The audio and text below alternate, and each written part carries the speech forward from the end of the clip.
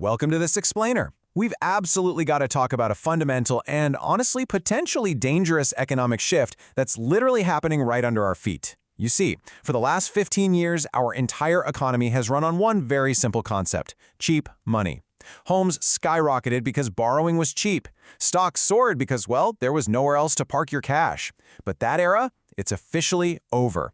Today, we're mapping out the falling dominoes of our macroeconomic landscape to understand exactly what is happening and how it affects everything from the national debt all the way down to your own wallet. It really all comes down to this single magic number, 5%. For the first time since the great financial crisis, U.S. Treasury yields have crossed this critical threshold. And look, this isn't just some boring headline for Wall Street traders.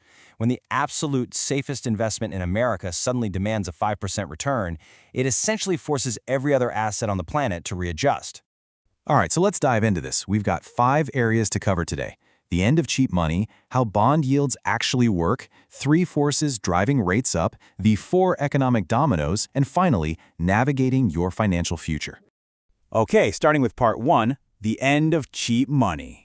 Think about it. Our entire recent economic reality was built entirely on inexpensive borrowing. But when that reverses, the whole foundation shakes. Historically, whenever rates rapidly approach or hit that 5% mark, cracks really start to form in the financial system. Just look back at 1994. The great bond disaster saw investors lose over $1 trillion because nobody saw it coming. Then in 2007, we had the great financial crisis. Even as recently as 2023, the 10-year Treasury briefly passed 5%, and it triggered a banking crisis where some bank stocks plummeted by 50% due to unrealized losses.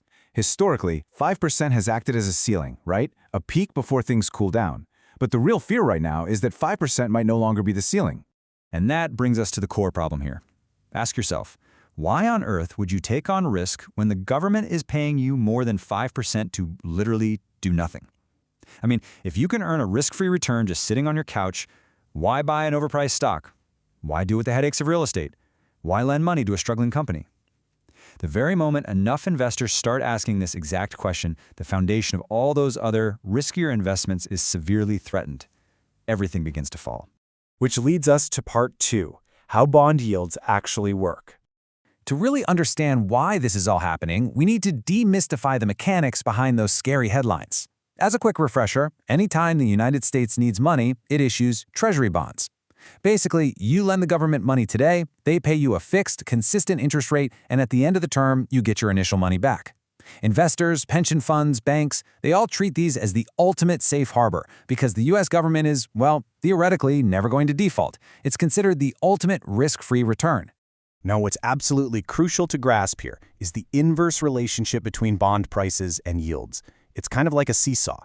When demand is high, buyers push the upfront price of the bond up, which actually drives the percentage yield down. Conversely, when panic hits and investors sell, bond prices fall, which forces those yields up.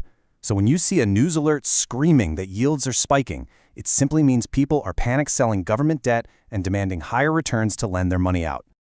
Let's put some everyday math to this so it clicks. Say a normal bond costs $100 and pays a fixed $5 profit. That's a clean 5% return. Now, if high demand bids that upfront price up to $125, you still only get that fixed $5 profit, meaning your actual yield drops down to 4%. But if demand is low and investors will only pay $80 upfront for that same bond, they're still getting that fixed $5. So their effective return just jumped to 6.25%. Simply put, a higher yield just means the upfront price of the bond has dropped. Let's move to part 3, 3 forces driving rates up. So why the sudden demand for higher yields? Well, there are 3 specific massive macro forces hitting the market right now. First up, inflation is returning a lot faster than expected. Consumer inflation recently hit 3.8% and wholesale inflation hit 6%.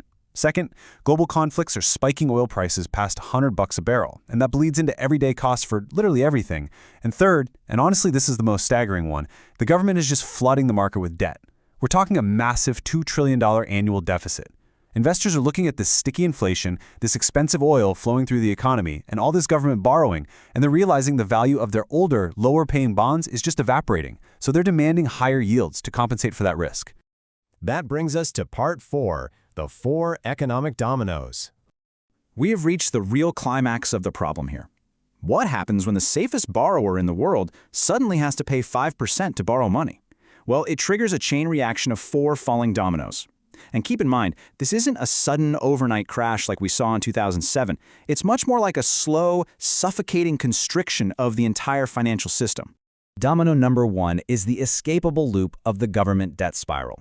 Get this, the U.S. already pays over $1 trillion a year just in interest. Every single 1% increase in yields adds tens of billions to those payments.